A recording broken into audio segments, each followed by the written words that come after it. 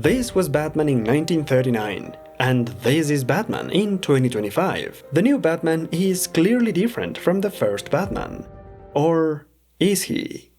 To find out just how different these Batmen are, we are taking a look at the first full year of Batman in the comics as well as the most recent one. This is Batman, how it started, and how it's going. And it all started in 1939 with Detective Comics number 27, published at the very dawn of the golden age of comics and the superhero genre. Batman was the second major comic superhero created after Superman. But while the Man of Steel was inspired by the bright and optimistic nature of science fiction, Batman was born out of the dark and depressive side of crime fiction, with the very first Batman story being a murder mystery. As the first Batman story, The Case of the Chemical Syndicate presents almost all of the DNA of the character that we know today. It is here that Batman is introduced as a crime fighter with a secret identity as the boring, unsuspecting socialite Bruce Wayne, who becomes friends with Police Commissioner Gordon to stay up to date with the criminal activities of the city. This is how Batman is able to track down criminals, attacking them as a dark and menacing figure, a silent avenger who speaks only when necessary, and who is not only a great fighter but also a remarkable detective, finding clues to stop criminals, a resourceful vigilante who thinks 2 steps ahead to escape even the most complex death traps, a mysterious guardian who moves in shadows and disappears in plain sight.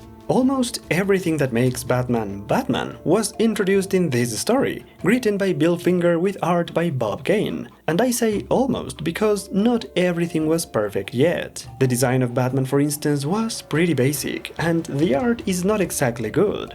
Bob Kane really struggled to illustrate convincing anatomy and movement, with weird figures and stiff poses, and yet somehow this art works, because it looks strange, claustrophobic, and dangerous, which are all excellent qualities for a Batman story. The world of Batman was also not fully developed yet, as he didn't have a Batmobile, just a normal red car, and people also called him the Batman. But most shockingly is how Batman didn't care at all if the bad guys died fighting him, as he punches one of them and the man falls into a tank of acid and dies. This Batman had no issue with killing, and he did it yet again in the second story, where he dropped a jewel thief from the rooftop of a building. The second story also shows us a darker, even scarier Batman, who terrorizes the bad guys and threatens to throw the main villain off a building just to force a confession out of him. This is also how Batman starts using the iconic bat rope and the utility belt, as the Batman's arsenal slowly starts to be introduced. For instance, Batman starts using smoke grenades in the third story, where he also comes across a mad scientist called Dr. Death, who becomes the first major villain of the Batman comics.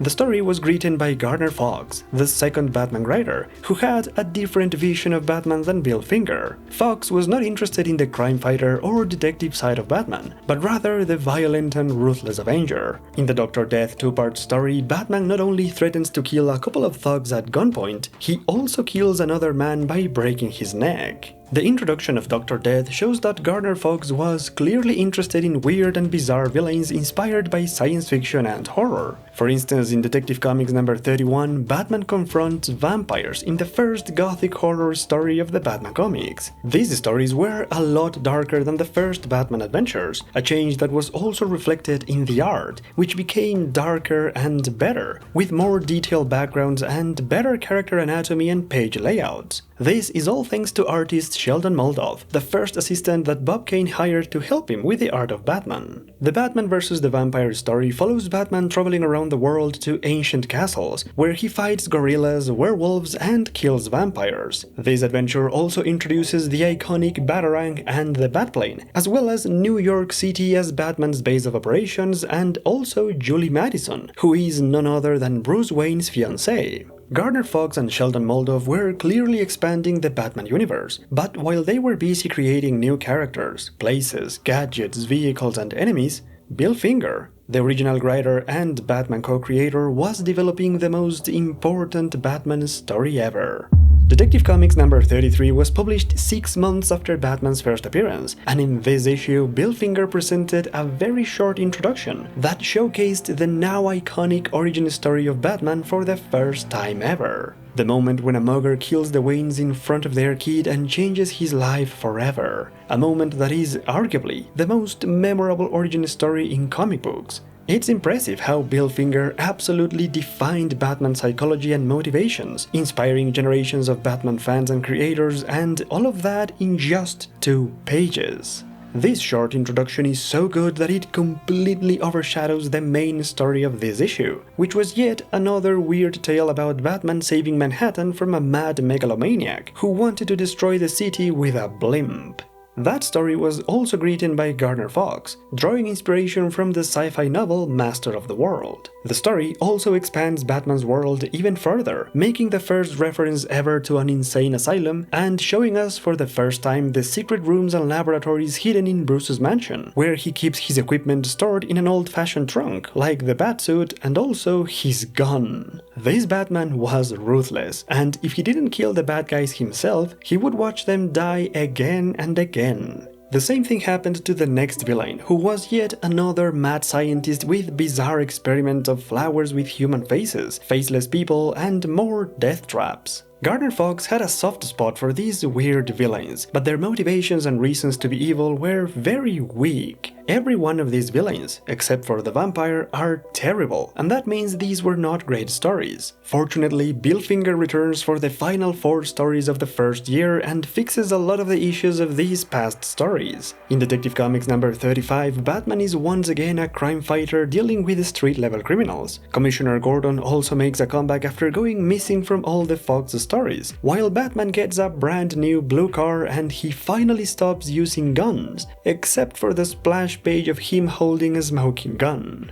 Now, even though Batman doesn't use a gun in the story, he still managed to kill a couple more criminals, which really started to become a problem. For that reason, the next story is the first one where Batman doesn't kill at all. In Detective Comics number 36, Batman has to solve a murder mystery once again, and goes up against regular gangsters as well as the very first true iconic Batman villain called Professor Hugo Strange. Bill Finger took the idea of a mad scientist from Fox and actually made it work by giving him a real personality and motivation. In his first appearance, Hugo Strange creates a machine that covers the entire city in a dense and thick fog, allowing his men to steal and plunder while the cops can barely see what's happening. It is up to Batman to stop Strange and destroy the machine to clear the fog, which is a fantastic device to create a gloomy atmosphere. Batman looks great in the story, walking the streets at night and surrounded by fog, making him look even more frightening and awesome than ever before. But this was also thanks to the new Batman artist, a very young man called Jerry Robinson. Robinson was hired to replace Sheldon Moldoff as Bob Kane's assistant, and his work was a significant improvement. Moldoff was limited to copy the style of Kane, tracing and reusing several of the same drawings in different stories. Jerry Robinson, on the other hand, enjoyed a lot more creative freedom, allowing him to illustrate original material with more dynamic figures and better page compositions. That's why Batman no longer felt stiff, and the movement in the panels was fluid and agile instead of awkward and clunky.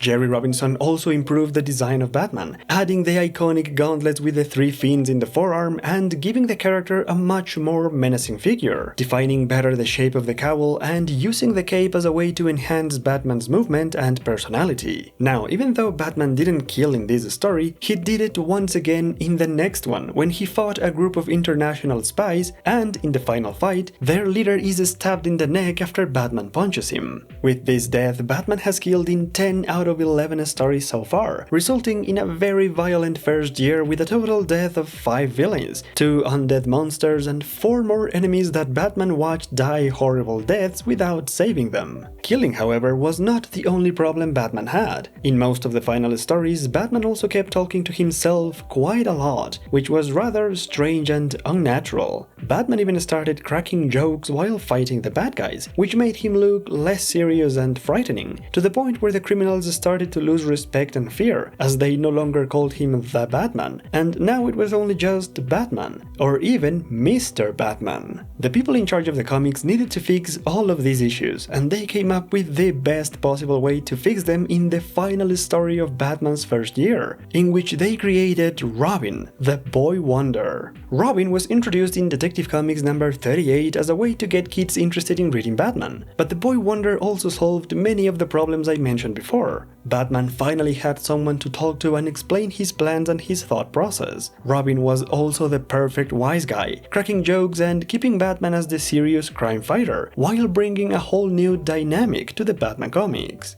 The story features the origin of Robin and how he joined Batman in his crime-fighting mission, turning the dark, ruthless and mysterious Avenger into a fully-fledged father figure. This change was also reflected in Batman's cape, which was no longer pitch black but rather bright blue, and he was now seen with a friendly smile on his face as well. Things started to change, and although some of the bad guys still die in this story, it wouldn't take long before Batman stops killing altogether. But that is something that happens later on in Batman's history. For now, we've reached the end of the first year of Batman comics, which is still the single most defining year for Batman. But if you really want to know what happened next, the good news is that I've got a full playlist of long documentaries about the complete Batman history, so be sure to check it out. Now, however, we're leaving the past behind in order to take a look at the most recent year in the Batman comics, to see how much the character has changed and evolved over the last 86 years. The first thing you'll notice are the obvious improvements in the art. Batman has never looked so good as he does nowadays, but now Batman also has a ridiculous amount of comics.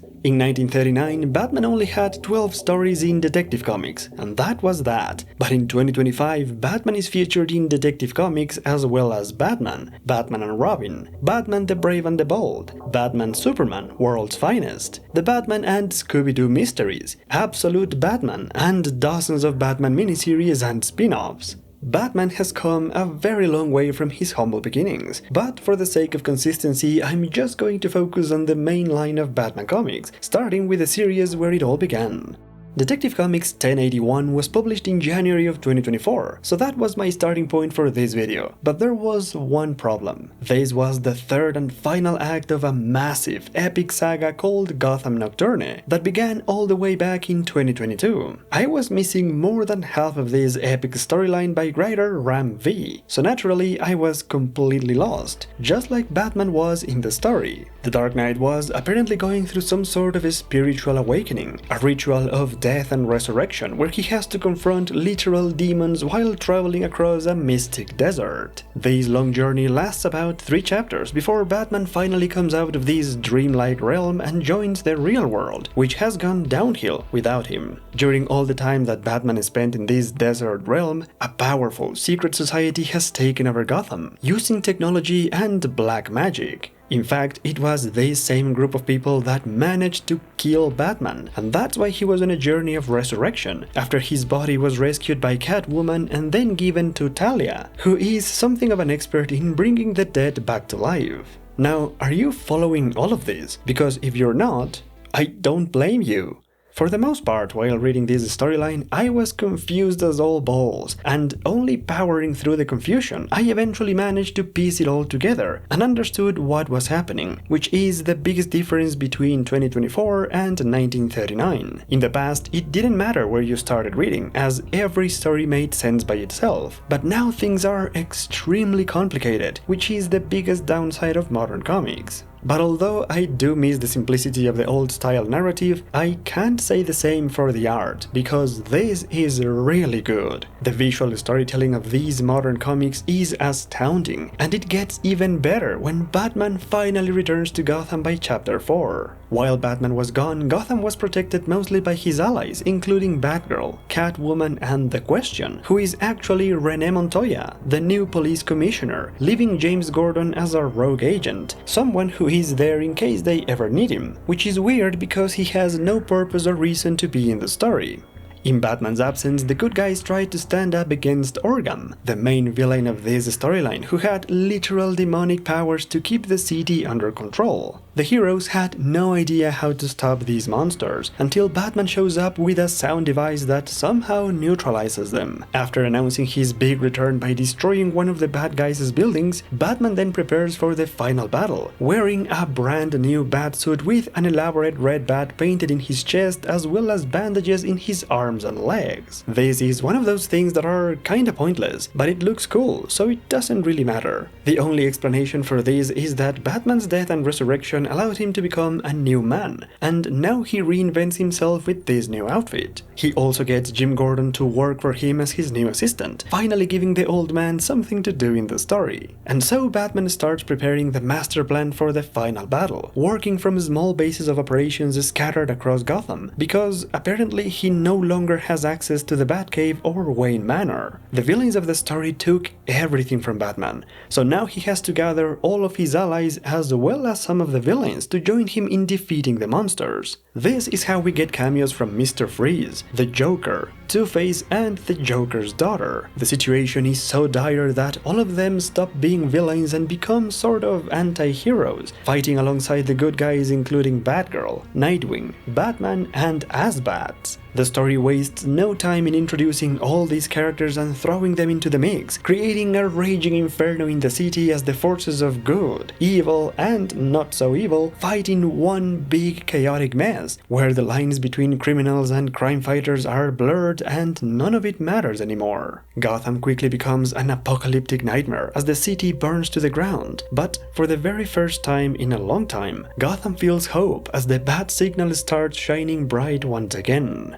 This was a very cathartic moment as the hero of the city returns, but that's really the only good moment because everything else is a confusing nightmare of death and destruction. One of the good things, however, is how Batman once again has to fight supernatural monsters like werewolves, which is really comforting seeing how the horror and supernatural enemies are still part of the Batman comics, despite how much everything else has changed. Unfortunately, the main villain was also a monster, but more on the sci-fi side of stories, which is never really a good feat for Batman. The final fight with this creature is also rather anticlimactic, as Batman sets in motion all sorts of convoluted science fiction devices to save the city with the press of a button. And by saving the city, I mean erasing all of the monsters but leaving the entire place burning. After defeating the monsters, Batman goes back to wearing their regular Batsuit, making the whole new Batsuit absolutely pointless. But what's worse to me is how he and Catwoman are illustrated, watching over the city very proud and heroic, while the smoking ruins of Gotham are still burning in the background.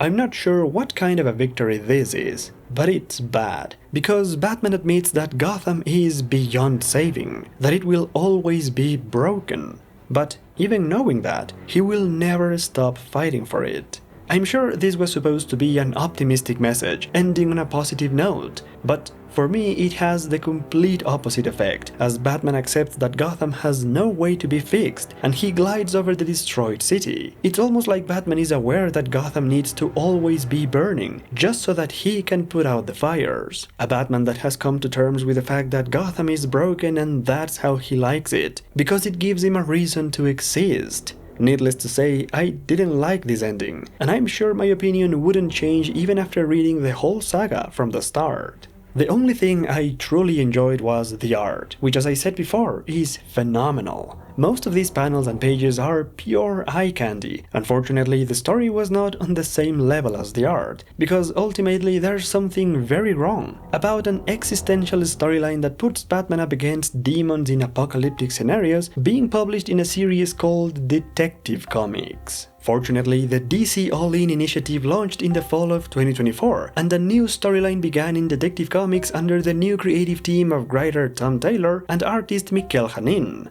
This run began in issue number 1090 with a Batman that patrols the streets of Gotham and faces street-level criminals. The previous storyline is completely ignored, and Batman is once again a crime fighter solving a murder mystery, just like in the first Batman story. And as if that wasn't good enough already, he is also assisted by Robin and Oracle, creating a nice throwback to the Batman comics of the 90s. The best part, however, is how Batman is perfectly balanced. He's very strong, smart and competent, but he's far from perfect, showing how he can still make mistakes and how his body will give up on him as a result of aging. This is a realistic Batman that wears his humanity on his sleeve, dealing with his past wounds both physically and emotionally. I'm sure a lot of people don't like that because they think Batman should always be this paragon of human perfection and basically flawless, and I would agree, but not in Detective Comics. This is the series where Batman gets to be human, very impressive and capable, but still human nonetheless. Because it's far more satisfying when Batman stops a street-level killer within his own limitations than when he saves Gotham from a cataclysmic apocalypse. That's why this new run works so well, showcasing the effects that natural aging has on Batman's body and exploring his past traumas, as more information is revealed about Bruce's parents and the criminal who killed them, Joe Chill. Now, to be perfectly honest, I don't like when stories expand the origin of Batman to make it so that Joe Chill was not just a random criminal on the streets and he was somehow already connected to the Waynes. This is something that always feels forced, too on the nose, as if the Waynes are the entire center of the universe and everything always ends up connecting to them. It's a bit too convenient, but if you're able to look past that, then this is, without a question, the best starting point if you want to start reading Detective Comics in 2025. The story is not only engaging and interesting, but the art of Mikel Janín is, for the most part, gorgeous. And I say for the most part because what in the name of heavens is that gargoyle? Whoever owns that building should be ashamed. But other than that, the art is impeccable. Batman and Robin are back in action and the duo looks dynamic, while Oracle looks impossibly cute. The new girlfriend of Bruce Wayne is drop-dead gorgeous, and the new villain is both intriguing and a badass. But the best part is how she calls Batman as the Batman, just like it was in 1939, and I love that. At the time of me making this video, the story has developed to the point where the serial killer is somehow connected to Bruce's new girlfriend, which was obviously going to happen because Bruce can never have a healthy, normal relationship. But also, Bruce has started taking rejuvenating chemicals to fight back the symptoms of aging, and that's the worst thing about the story, because by doing that, Batman is acting a bit reckless, like an amateur, as if he didn't have any experience with Ra's al Ghul or the Lazarus Pits. Batman just wouldn't do it, or at least not like this. But since the story is not over yet, I will wait to see how it all develops before passing judgment. For the time being, I'm just very happy that Batman is once again fighting crime and saving lives in the streets of Gotham. It might not be the greatest mystery Batman story ever, but at least it's a mystery in Detective Comics, at last. As a fan of detective stories, I will definitely keep an eye on Detective Comics in 2025. But now it's time to switch gears and see what happened last year over in the Batman title. Just like it happened with Detective Comics, picking up the Batman title from January of 2024 meant jumping right in the middle of another big run, this time by writer Chip Zdarsky, and in Batman 141, we get a glimpse of Batman fighting an evil robot called Failsafe that Batman himself created, programming all his knowledge and abilities into the robot. Except he didn't do it. It was actually his backup personality called Zur, inspired by the concept of Zur-En-Arrh created by Grant Morrison in 2008. So just like in Detective Comics, the Batman title was also dwelling in sci-fi storytelling at the start of 2024, with Batman using all sorts of futuristic technology and fighting evil sentient robots created by himself. There's almost nothing here of the original, grounded detective and crime fighter, as it seems Batman has evolved into a full-blown superhero capable of taking on any sort of dangers and threats, not just petty crime. However, in the midst of this epic saga of Batman vs. Robobat,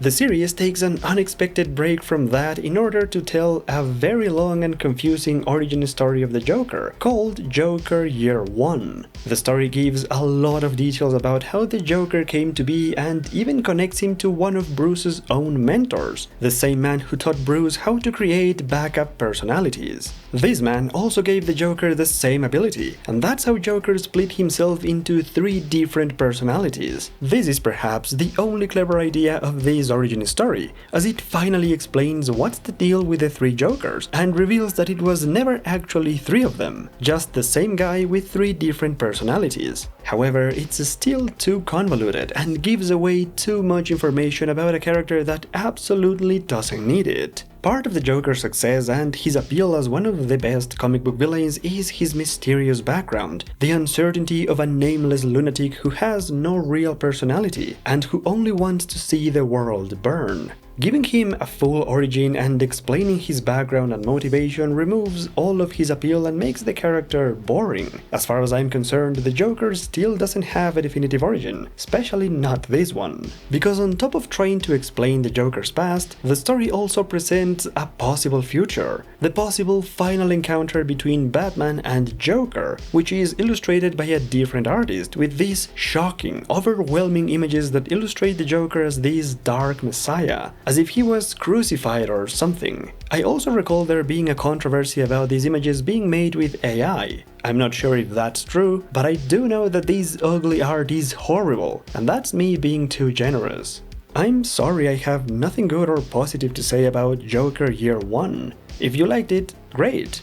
I didn't, and after 3 chapters I was glad to see the return of Robobat, who has now fully replaced Batman as a better and much more effective crime fighter. Of course, the Robobat has a more aggressive approach, and that makes him a lot more dangerous than the human Batman. And I think 2024 was an interesting year to release this story, because with all the amazing developments that AI made, this feels like a commentary on the growing fear about machines replacing people. The whole idea behind Robobat sounds very interesting, because one of the reasons Bruce created it was because of his fear of getting old and not being able to be Batman. It's almost the same as the new story in Detective Comics, with Batman facing his humanity in his aging body, which is an odd coincidence. In any case, this is an interesting concept, but it just doesn't work because it relies exclusively on this convoluted idea of backup personalities. And it gets even worse when that plot device is extended to the Joker as well, making both him and Batman just pawns of this random guy, who apparently planned everything before Batman even existed, teaching the Joker to separate himself and unleashing that monster in Gotham just so that he could drive Bruce to his breaking point and unleash his backup personality.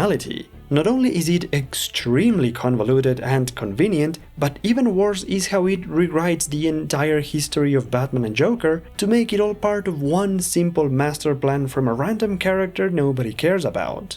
It's a very odd storyline, and it bothers me tremendously how everyone and their mothers know the secret identity of Batman, from this new villain to the Joker himself, completely defeating the purpose of a secret identity. They should have just gotten rid of all the Joker and backup personality nonsense and just kept their Robobat plot, as that's the only really interesting thing about it. Because in order to fight a robot that he created and who also shares all his memories, his knowledge, abilities, and personality, Batman literally needs to reinvent himself.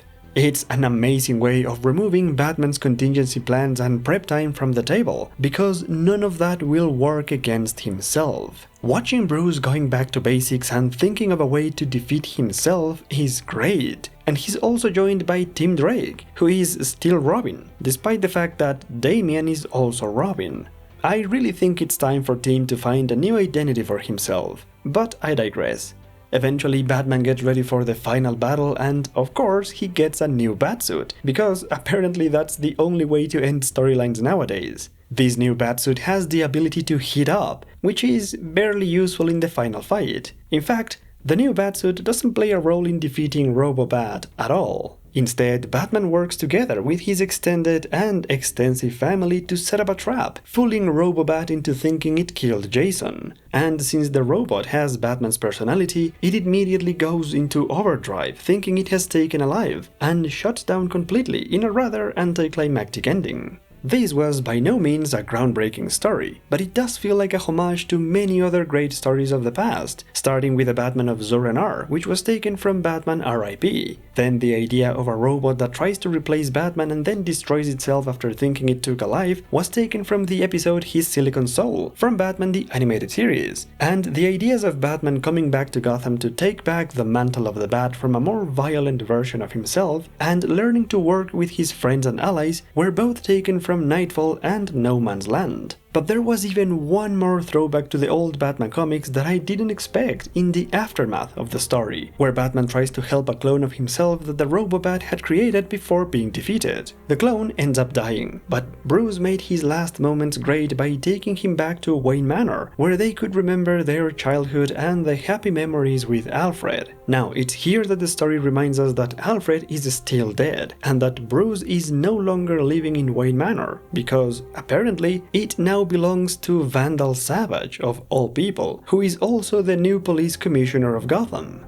Now, this is a completely original twist that I've never seen before, but it's also the reason why Bruce decides to move to another mansion in the middle of the city, and he calls this one Pennyworth Manor, after the late Alfred Pennyworth. And this is the throwback I was talking about, because all of this reminds me of the 1960s story, where Alfred died saving Batman, and in the aftermath, Bruce created the Alfred Foundation in his memory. Of course, Alfred returned soon after, and when he did, Bruce changed the name of the building to the Wayne Foundation. Eventually, he and Alfred moved to this building in the middle of Gotham, and this new story, with Pennyworth Manor, brings back memories of this forgotten time in the Batman comics. Batman has been around for more than 86 years now, and it's pretty hard to come up with original stories. Repetition is unavoidable, and whether Chip Zdarsky was inspired by these older stories or if he was completely unaware of them, finding these references and throwbacks is part of the fun of reading the modern Batman comics. At least for me it is. Otherwise, I would just be grouchy all the time at the lack of originality.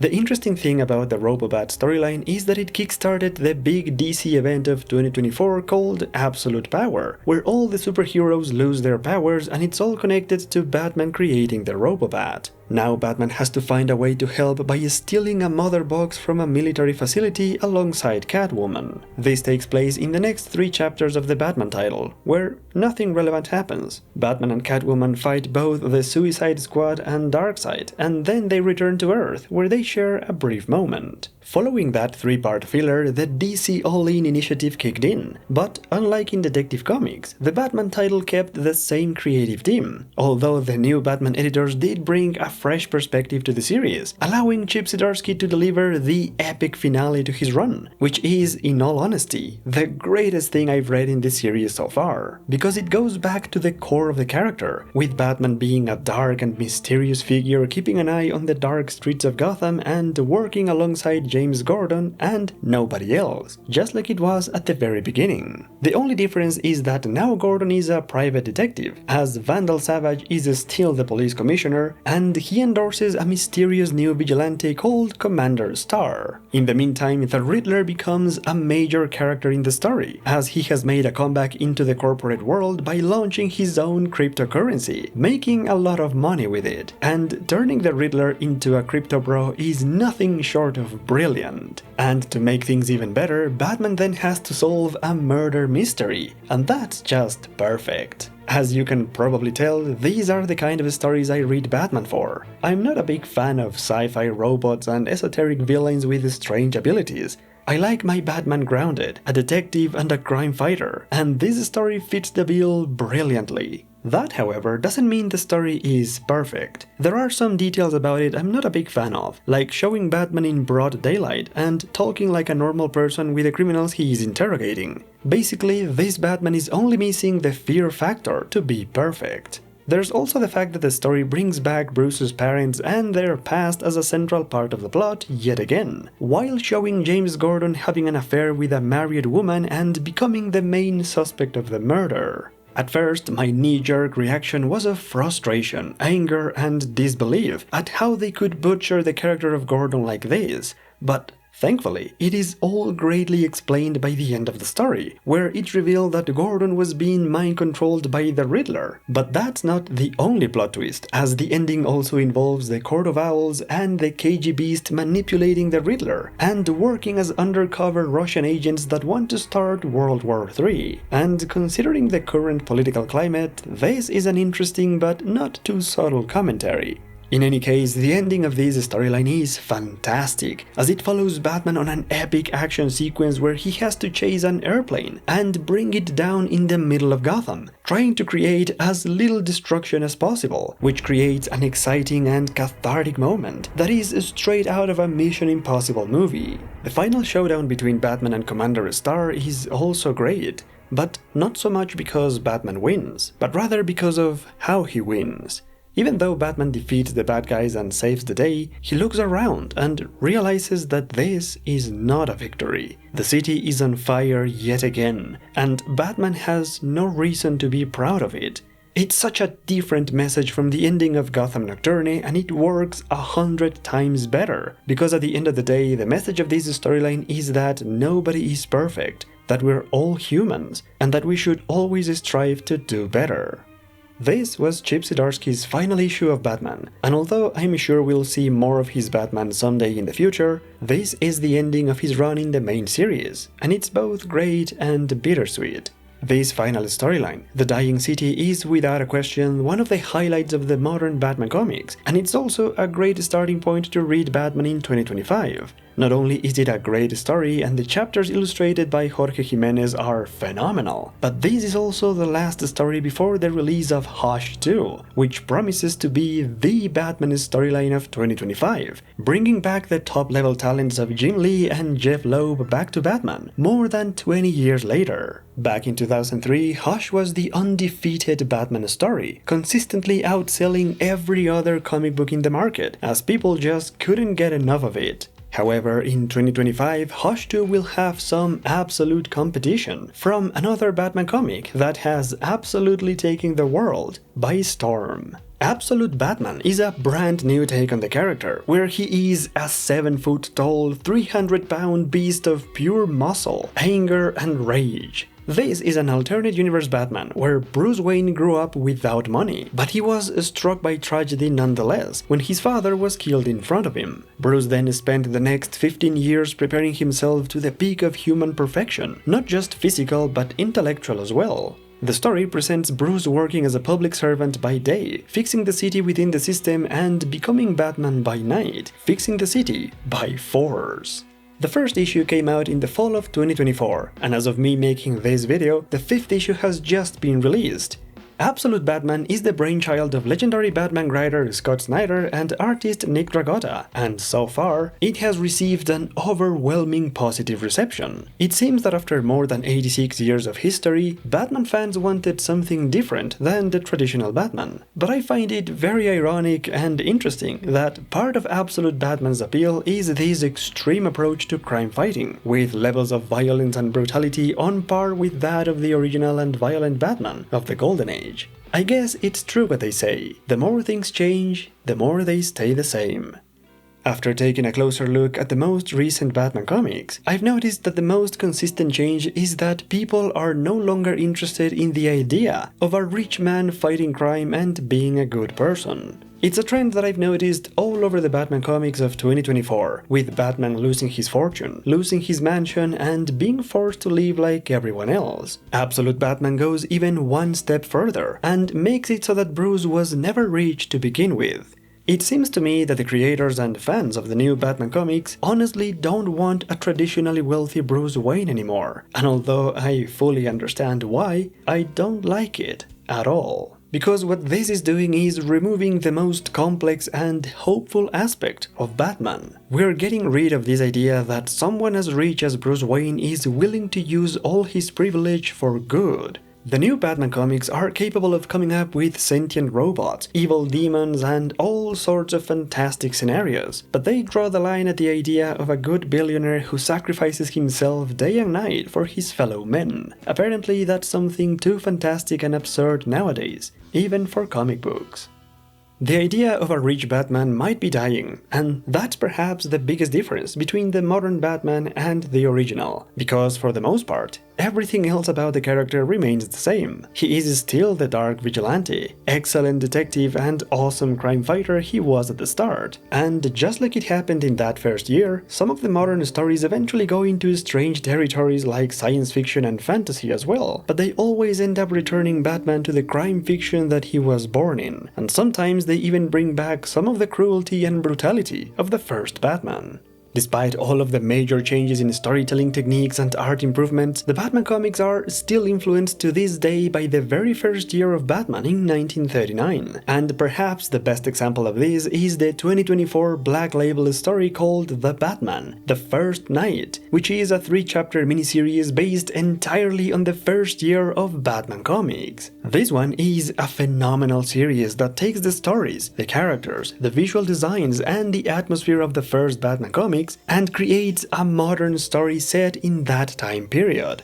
It's a love letter to the Batman of 1939, and if you're a fan of that Batman, you need to read The First Knight, as you will find a lot of references to the old comics, including that story about the fog, which looks even more fantastic with the modern art of Mike Perkins. The story was written by comic book legend Dan Jurgens, and it's only one among dozens of other Batman miniseries published in 2024. DC Comics should really be called Batman Comics at this point, because most of the comics they publish nowadays are just Batman related. But don't get me wrong, I'm not complaining. In fact, I think 2025 is going to be an awesome year for Batman, with Tom Taylor delivering interesting detective stories in Detective Comics, while Scott Snyder continues to reimagine the Dark Knight universe in Absolute Batman. And of course, Hush 2 will certainly become the most defining Batman story of 2025, and the whole reason I made this video in the first place. Ever since Hush 2 was announced, I knew I needed to start reading the new Batman comics to see what was going on and how Hush 2 is going to change things when it finally comes out. And as I was reading the new Batman comics, the idea for this video came to me, and now we've reached the end. This has been Batman, how it started and how it's going. I actually started thinking that this could be a new series, where I do the same for other characters, like Superman for example. So if that's something you'd like to see, let me know in the comments, and drop some ideas of what other characters I could do next. In any case, this was just an experiment, and in the next video we're going back to the main Batman chronology of the 2000s, with one of the big runs of that era. In the meantime, thank you so much for watching this video, and a special thanks to Thomas Murray, Wall Scalar Batman, John Papp, Caronade, MP, K, Nick Lenz, Gaetano Barreca, Marco Daniel, and all of my Patreons. Thank you all so much for your support, and I will see you in the next one.